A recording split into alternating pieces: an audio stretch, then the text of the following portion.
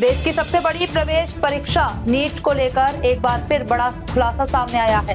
केंद्रीय जांच ब्यूरो यानी सीबीआई ने अदालत में पेश अपने दावे में कहा है कि कथित पेपर लीक की साजिश परीक्षा से ठीक पहले नहीं बल्कि कई महीनों से पहले रची गई थी।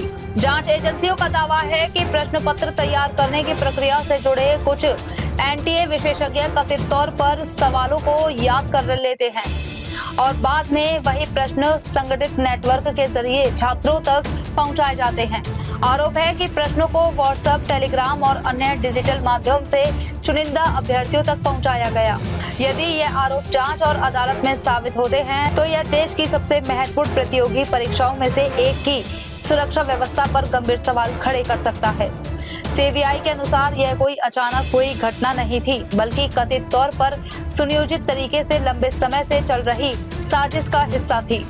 जांच एजेंसी का दावा है कि प्रश्न पत्र तैयार करने की प्रक्रिया में शामिल कुछ लोगों ने गोपनीय जानकारी का दुरुपयोग किया। आरोप है कि वे प्रश्नों को याद करते थे और बाद में उन्हें एक नेटवर्क के माध्यम से आगे पहुंचाया जाता।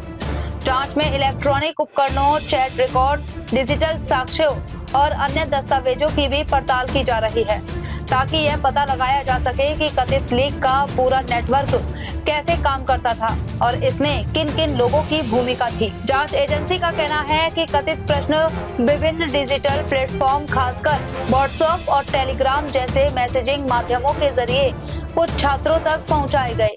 हालांकि ये स्पष्ट करना जरूरी है कि सीबीआई के ये दावे अभी जांच और न्यायिक प्रक्रिया का हिस्सा है।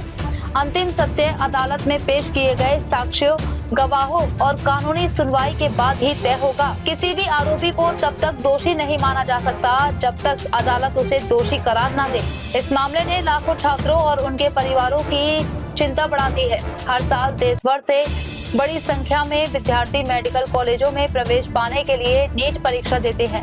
ऐसे में यदि परीक्षा की गोपनीयता से समझौता होने के आरोप सही साबित होते हैं तो मेहनत से परीक्षा देने वाले छात्रों के साथ गंभीर समस्या माना जाएगा। यही वजह है कि इस पूरे मामले पर छात्र, अभिभावकों और शिक्षा विशेषज्ञों की नजर बनी हुई है।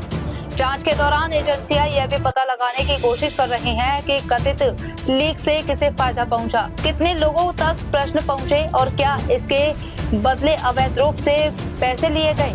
यदि किसी संगठित गिरोह की भूमिका सामने आती है तो उसके खिलाफ सख्त कानूनी कार्यवाही की जा सकती है। साथ ही परीक्षा प्रणाली की सुरक्षा और मजबूत करने के लिए भी नए कदम उठाए जाने की संभावना है।